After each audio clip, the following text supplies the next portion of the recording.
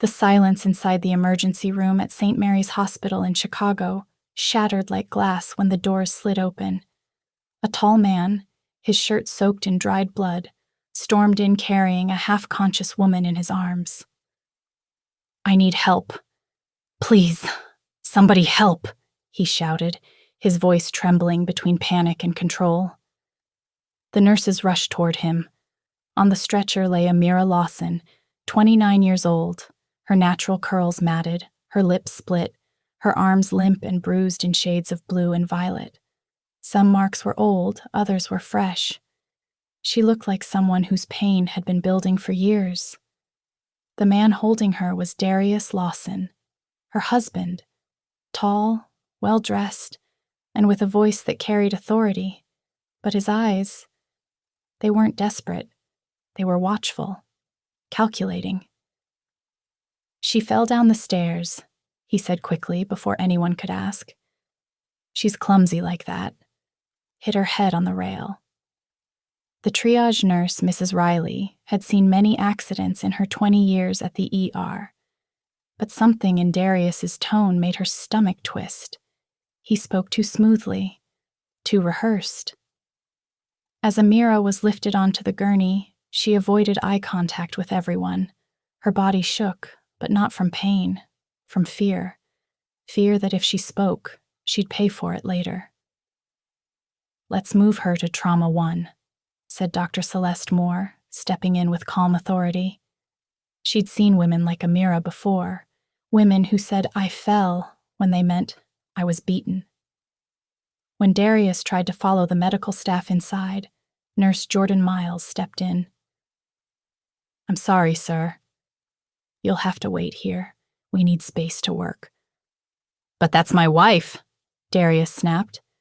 "Exactly," Jordan said, not raising his voice. "Let us take care of her." As the gurney turned the corner, Amira lifted her eyes for just 1 second, meeting Jordan's. Something wordless passed between them. It wasn't a plea for help. It was a silent scream. "Please, don't believe him." Inside the trauma room, the air was thick with quiet. Dr. Moore examined Amira with careful hands, but what she saw made her chest tighten. A broken rib, a fractured wrist, cigarette burns on her shoulder, and scars, old, deep scars, that told a long, hidden story. "These injuries didn't happen today," Dr. Moore whispered to Jordan. He nodded grimly. He knew. Everyone knew. But they also knew how hard it was to make someone like Amira talk. Jordan cleaned a cut above her brow. "Does it hurt a lot?" he asked softly. Amira's voice came out cracked and small. "Not as much as other days." Jordan swallowed hard. It was the quiet honesty of a woman who'd run out of tears. Meanwhile, in the waiting room, Darius paced back and forth. He barked orders at the receptionist, checked his watch, made phone calls, acted like a man under stress, but every so often his jaw would tighten and his eyes would flash something darker: ownership. When Dr. Moore finally came out, she said, "She's stable, but she needs rest. We're keeping her overnight for observation." "I need to see her," Darius demanded. "Not tonight," she said firmly. His fist clenched, but he forced a smile. "All right, doctor. I just want her safe." Dr. Moore didn't respond. She gave a discreet nod to social worker Dana Ellis, who had been waiting nearby. Dana entered Amira's room quietly. She sat beside her, no clipboard, no questions, just presence. "Hi, Amira. My name's Dana. You're safe here. No one can hurt you right now." Amira stared at the ceiling. Her lips trembled, but no words came out. Dana leaned closer. "If you ever decide you want to leave, we can help you. You don't have to do it alone." A tear slid from the corner of Amira's eye. Just one. But it said everything. That night, the halls of the hospital went quiet, except for one shadow moving down the corridor. Darius had changed into a dark hoodie and was heading straight for Amira's room. Before he could reach the door, Jordan stepped out from the shadows. "What are you doing here?"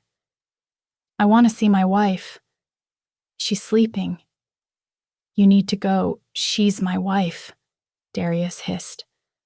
Behind Jordan, 2 security guards appeared, and with them, Assistant District Attorney Rochelle Hayes, holding a folder. "Darius Lawson," she said firmly, "you're violating an active restraining order." "You need to come with us for the first time," his face cracked. "You don't understand. She's sick." "I take care of her," he shouted as they cuffed him. Amira heard the shouting from her bed.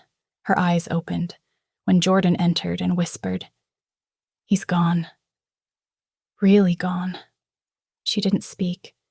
She just closed her eyes and exhaled, a sound somewhere between relief and disbelief. And for the first time in years, she slept without fear. But peace doesn't come easy, because even when the bruises fade, the fear finds new ways to whisper your name. And for Amira Lawson, the real battle was just beginning. When Amira woke up the next morning, it felt strange, almost wrong, to open her eyes and not be afraid. For the first time in years, there were no slammed doors, no shouting from the kitchen, no heavy footsteps coming closer. Just quiet. The kind of quiet that felt like freedom and danger all at once. The soft sunlight filtered through the blinds, landing across her bandaged arm. She winced as she moved, every rib reminding her of the truth she'd tried to hide for too long. Nurse Jordan entered with a breakfast tray, eggs, toast, orange juice, the kind of normal she hadn't tasted in forever. "Morning," he said gently. "How are you feeling?" Amira gave a small, tired smile.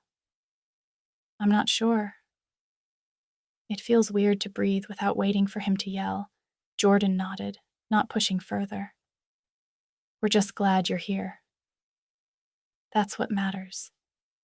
He left quietly, giving her the space she'd never been given before. A few minutes later, Dana Ellis, the social worker from last night, stepped into the room. She didn't come in like a professional. She came in like a friend. "Can I sit?" she asked softly. Amira nodded. They sat in silence for a moment before Dana spoke. "I know you've probably heard this 100 times before, but you really are safe here, Amira. We're not going to let him near you again." Amira's fingers gripped the blanket. "You don't know him. He always finds a way. Even when I tried to leave before." Her voice trailed off. Dana didn't interrupt. "Sometimes," she said, "surviving means believing the system will work this time. And if it doesn't, we make it work." Amira looked at her, skeptical, fragile, but listening. Later that day, Assistant District Attorney Rochelle Hayes sat in her downtown Chicago office, reviewing the file. Photos of Amira's bruises, medical reports, X-rays. She sighed. The evidence was strong, but she knew Darius Lawson, charming, connected, manipulative. Men like him always thought they were untouchable. Her phone buzzed. "ADA Hayes, this is Officer Lennox. Lawson's requesting bail." Rochelle frowned. "Already? He just got booked last night." "Yes, ma'am." "He's claiming his wife is mentally unstable." Rochelle clenched her jaw. "Of course he is." She scribbled a note. Protective custody, no contact, shelter transfer. She wasn't going to let Amira disappear into the cracks of the system again. That evening, Amira sat up in her hospital bed when Dana walked in holding a small envelope. "Someone came to see you," she said with a faint smile. "Who?" Amira's heart jumped. "Your sister, Leah Carter." She drove all the way from Milwaukee. For a second, Amira didn't know how to react. She hadn't spoken to Leah in almost 3 years. The last text she sent her was a lie. "I'm fine. Don't worry about me." When Leah entered the room, Amira froze. Leah looked at her, bruised face, swollen lip, bandaged arm, and her expression shattered. "Oh my God, what did he do to you?" Amira's lips trembled. "I didn't want you to see me like this." Leah didn't answer with words. She just held her sister tight, careful not to hurt her, but firm enough to say, "I'm here now." They cried quietly together until the nurse closed the door and gave them privacy. 2 days later, Amira was discharged. She left in a wheelchair, escorted by 2 officers, Dana and Leah. Outside, a white SUV waited, unmarked, discreet. It belonged to Harbor Haven, a women's shelter hidden on the south side, protected by reinforced windows and round-the-clock security. Inside, Amira was greeted by Mrs. Lillian Brooks, the shelter's director, a woman in her 50s with a calm smile and steel in her eyes. "We don't ask too many questions on the first day," Lillian said. "You rest first. Then, when you're ready, we help you rebuild." Amira nodded, her voice barely above a whisper. "Rebuild? I don't even know what that means anymore." Lillian smiled softly. "You will." In the common room, Amira met a quiet 17-year-old girl named Kayla, who sat sketching by the window. She didn't talk much, but when Amira smiled at her, she whispered, "He told me it was my fault too." Amira's chest ached, because she understood every word. Meanwhile, at the courthouse, Rochelle Hayes filed a formal request to deny Darius's bail. Her argument was simple. Releasing him would endanger the victim's life. But behind her confidence, she knew how unpredictable the court could be. Men like Darius always had friends in high places, and all it took was one sympathetic judge. That night, while Amira tried to sleep in her new room, a soft knock came at the door. It was Dana, holding a folder. "We just got word," she said quietly. "What is it?" "Darius Lawson filed a motion. He's claiming you attacked him first." Amira's eyes widened. "He's turning it around?" Dana nodded. "It's what abusers do. They twist the truth until they look like the victim." Amira's hands began to shake. "I can't go through this again, Dana." "He'll win. He always wins." Dana took her hand gently. "Not this time, Amira. Not this time." But Amira didn't know that even from his jail cell, Darius was already planning his next move, and someone on the inside was helping him. For a few weeks, life at Harbor Haven Shelter felt like breathing after nearly drowning. Amira began to move differently, slower, quieter, as if afraid the world might punish her for being alive. Each morning, she sat by the window with a cup of tea, watching buses pass and people rush to work. She wondered if any of them could see how lucky they were, just to walk outside without fear. Kayla, the quiet teenager she'd met, often joined her. Sometimes they didn't talk at all. They just sat in silence, 2 broken hearts healing beside each other. One afternoon, Kayla spoke softly. "You still love him, don't you?" Amira froze. "Love is a strange word for what I feel." Kayla looked down at her sketchbook. "I know. I used to call it love too." Amira reached over and touched her hand. "You didn't deserve what happened to you." Kayla gave a faint smile. "Neither did you." Across town, ADA Rochelle Hayes was growing frustrated. She'd worked domestic abuse cases for years, but this one felt different, because Darius Lawson wasn't acting like a man who'd lost control. He was calculating, dangerous. Her office was filled with paperwork, photos, police reports, Amira's hospital file. When her phone rang, she expected another update about the case. Instead, it was Detective Morales from the county jail. "Ma'am, I think you should see this," he said. He sent over copies of 2 letters, both written by Darius from inside the jail.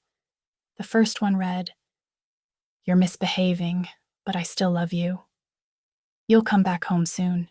You always do. The second one was worse. Don't think being locked up stops me. I know where you are. You're not as safe as you think. Rochelle's blood ran cold. Someone inside the system had leaked the shelter's address. Back at Harbor Haven, Amira sat in the group therapy circle, listening to other women share their stories. Some cried, some stayed silent. When her turn came, she hesitated. Then she said, "He used to tell me nobody would believe me, that I was crazy, that I'd never survive without him. And the worst part is, for a long time, I believed him." The room fell silent. Mrs. Lillian, the director, nodded gently. "Believing a lie doesn't make you weak, sweetheart. It means you were trying to survive." That night, Amira couldn't sleep. Every sound made her heart race. A closing door, footsteps in the hallway, even the hum of the air conditioner. At 2 a.m., she got up to get some water and noticed an envelope slipped under her door. Her hands trembled as she picked it up. Inside, a single piece of paper. "You think you're free?" "I'm closer than you know." Amira's knees gave out. The glass fell from her hand and shattered on the floor. The next morning, Officer Lennox and ADA Rochelle Hayes arrived at the shelter. They took photographs, fingerprints, and video footage from the hallway camera. "Looks like it came from someone who works here," Rochelle said quietly. "No sign of forced entry." Mrs. Lillian's face hardened. "If someone on my staff betrayed a woman's trust, I'll make sure they never work again." Amira sat in silence, shaking. "He always finds me," she whispered. "Always." Rochelle knelt beside her. "Not this time. We'll move you again. New location, new records, full protection order." But Amira shook her head. "No, I'm done running. If I keep hiding, he wins." That was the first time her voice didn't tremble. The following week, Rochelle called a meeting at the Cook County Courthouse. Amira would testify again, this time to strengthen the restraining order and expose whoever leaked her information. Before she walked into the courtroom, Dana squeezed her hand. "You don't have to be fearless," she said.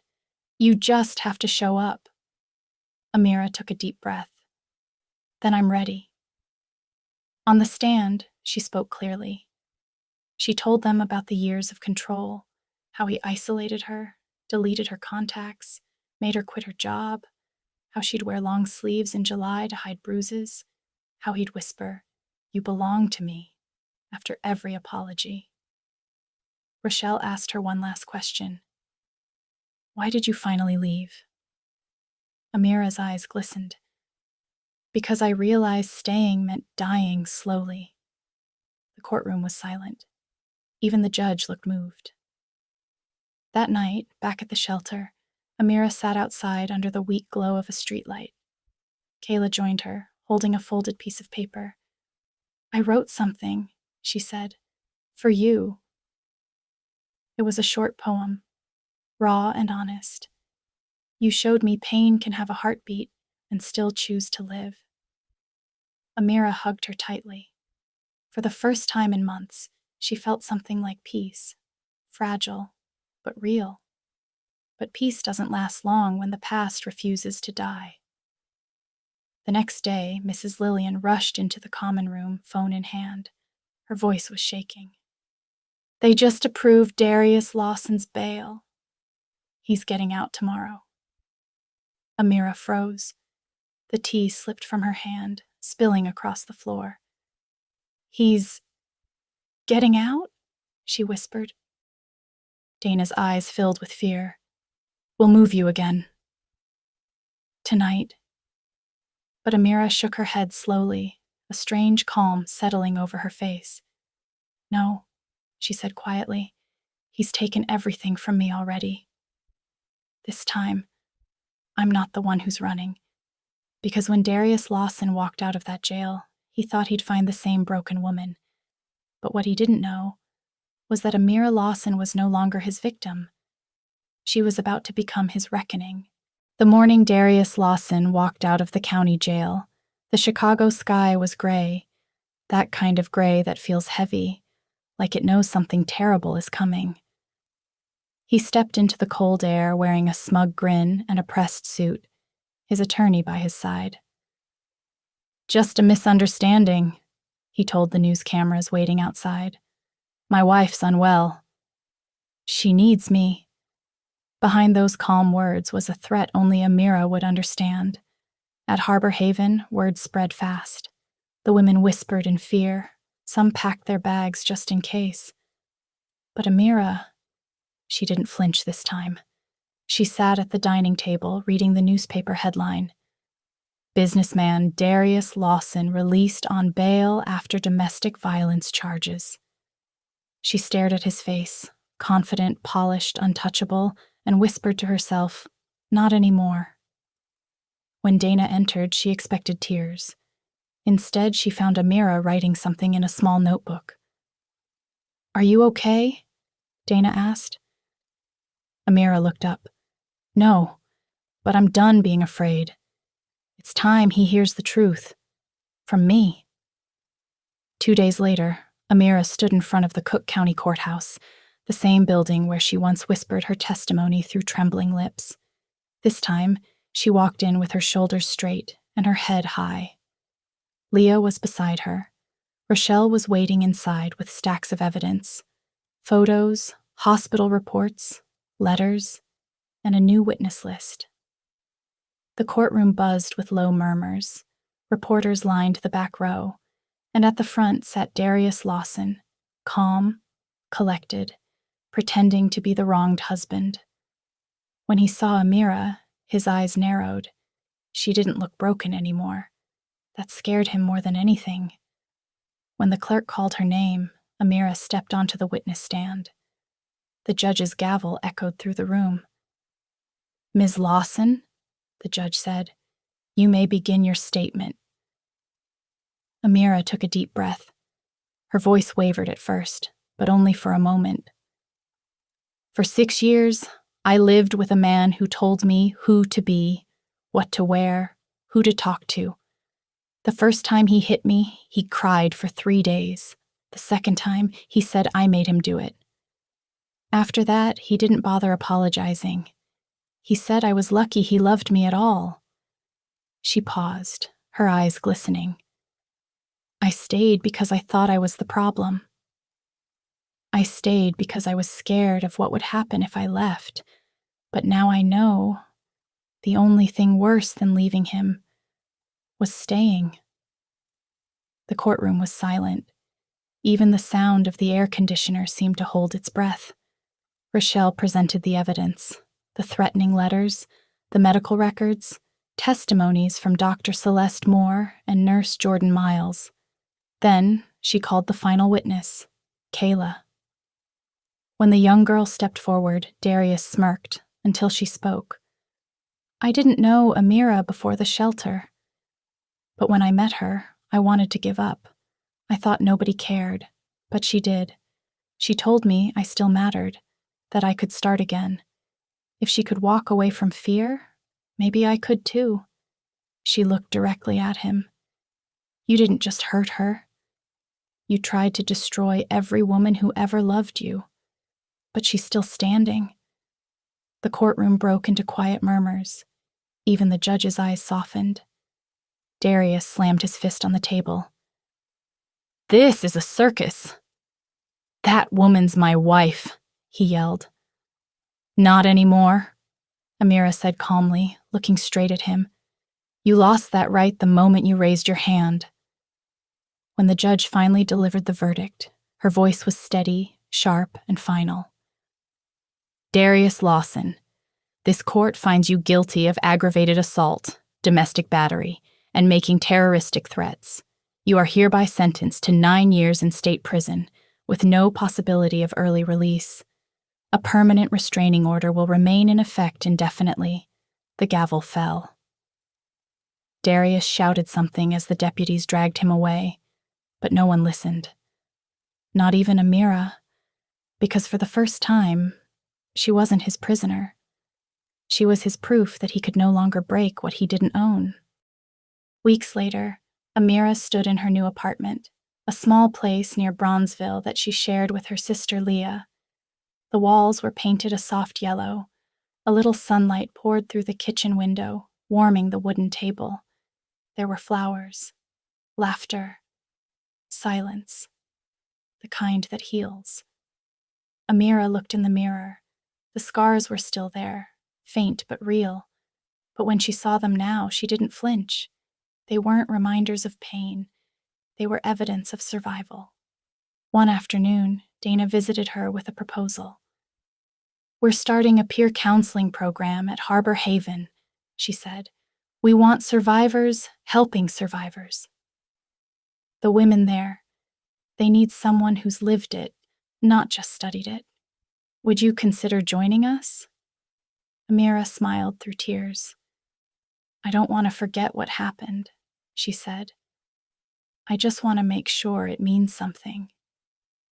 The next week, she stood before a small group of women at the shelter, some crying, some numb, all broken in different ways.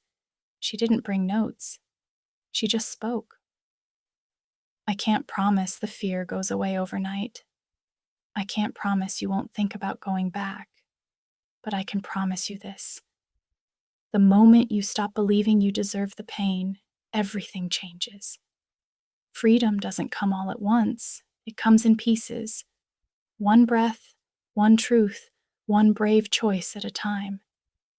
The women applauded softly. Some hugged her. Some just smiled for the first time in years.